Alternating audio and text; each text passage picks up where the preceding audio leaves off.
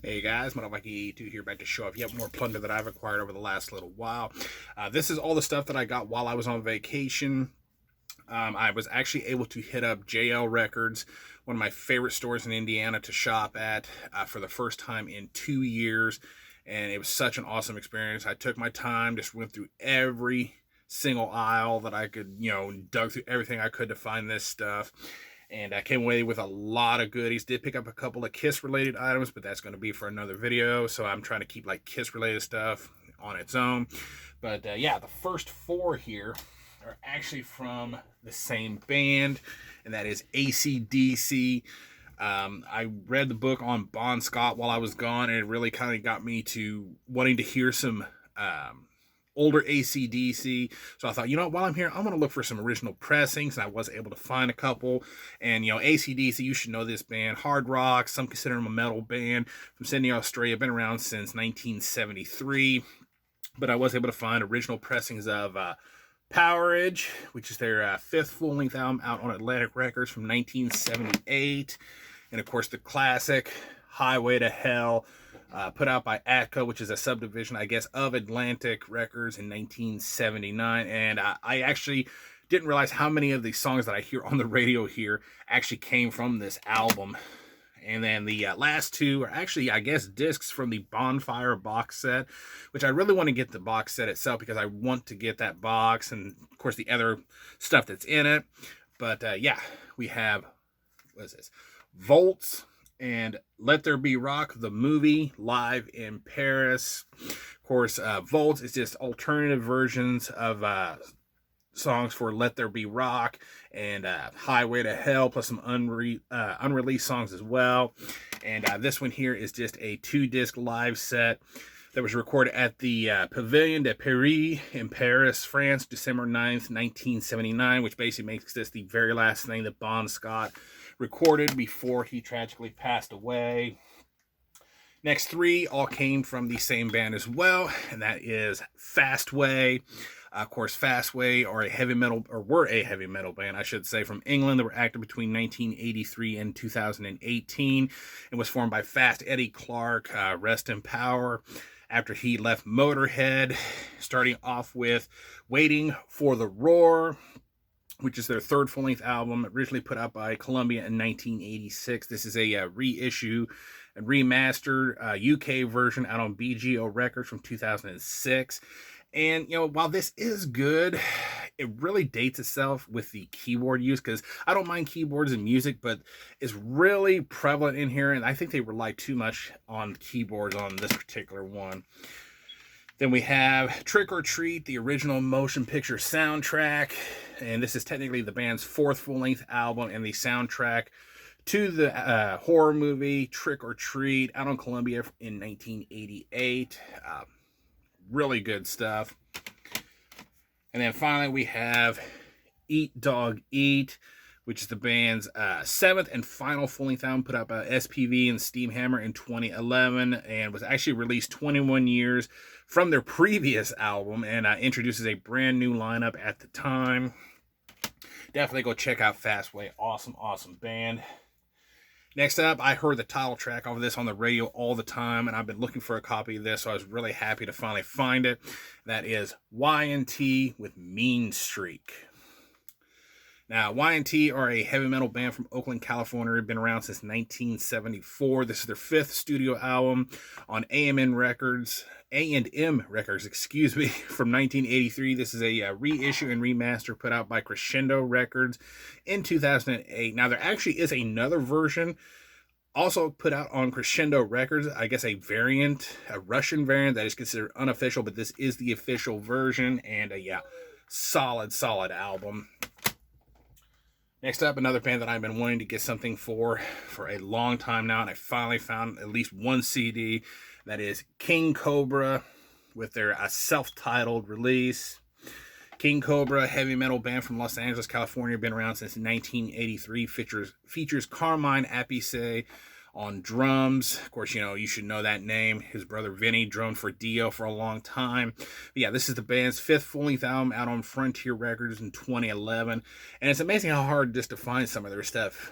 It really is. I mean, I was really surprised to find this, as I was this one here. This is another one that I've been looking for, and everywhere I found it, it was always sold out. That is Helix with Wild in the Streets. Of course, Helix, heavy metal band out of Ontario, Canada, been around since 1974. This is their 6th full-length album, originally put out on Capitol in 1987. This is a remastered and reloaded edition put out by Rock Candy in 2011. And I really love these editions of albums because they really do a great job reissuing it and get a lot of really cool extras in there. This one, some people might give me some flack for, because, you know, I mean, I admit I do like some new metal, and this band was mainly known just because of the front woman who she's married to, because it's Will Smith's wife. But this is Wicked Wisdom with their self-titled release. And as I said, this is a new metal band from Los Angeles, California. I think they're technically considered still active, but I don't know, but they've been around since 2002. This is their 2nd full-length album out on Suburban Noise and Interscope in 2006. And, you know, like I said, it's new metal. It kind of actually sounds a little bit like Kitty in a way. So, yeah, definitely worth checking out if you like some new metal and are open-minded enough for it. Next up, next two by the same individual here. Let me get my notes flipped around here, sorry. And that is Ted Nugent with Intensities, and Crave Man. Now, of course, Ted Nugent, hard rock, out of Redford, Michigan, been active since 1964. This one here, if I can grab the right one, is basically his 2nd live album put out on Epic in 1981. And then Crave Man is his 12th full-length album out on Spitfire from 2002. Really been getting into Ted Nugent a lot within the last year or so, so had to pick those up. Now onto the actual, you know, kind of more extreme end of metal here. We have Brodequin with Prelude to Execution. And, of course, Brodequin are a brutal death metal band from Knoxville, Tennessee. Been around since 1998. Vocalist and bassist Jamie Bailey actually runs Unmatched Brutality Records, if you did not know that. This is the band's lone EP to date. Put out on Unmatched Brutality, originally limited to 1,000 copies. This is an Underrated Records reissue from 2019, limited to 250 copies. Hand numbered. Mine is number 234. This one, I could not remember if I had anything from this band, particularly this album. For some reason, I thought I did, but I wasn't real sure, so I just went ahead and picked it up regardless. This is Gorophilia with Severed Monolith. And all of these here were used, so it's not like I paid a ton for these, even if I did already have it. But yeah, Gorophilia, death metal band out of Finland, been around since 2007. This is their 2nd full-length album out on Dark Descent Records from 2017. Really solid stuff. I've known about these guys for a long time and really enjoy them. Just couldn't remember if I had anything from them. Next up, got some more Indiana metal here. This was the last one that I actually needed from this band. I didn't even realize that this was one that I was missing until somebody showed it in a group I'm in on Facebook. This is Human Filleted with Hideous Sculptures of the Dead.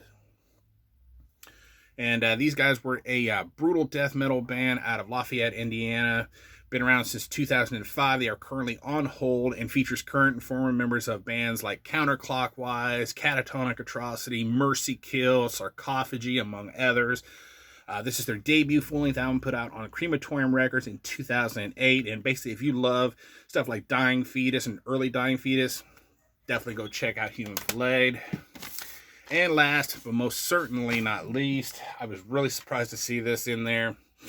And that is Hypocrisy's Abducted, signed by Peter Tägtgren himself. I actually looked up the signature to verify it, and it is the real deal. Hypocrisy, melodic death metal from Sweden, been around since 1991. This is their 4th full-length album. This is a 2003 reissue put out by Nuclear Blast. But yeah, just to find something signed by Peter Tägtgren and add his signature to my collection, totally worth the money I paid for it, which was not more than what you would probably think I was going to pay for it. So yeah, that is going to do it. Thank you guys so much for watching and subscribing. And until next time, stay brutal.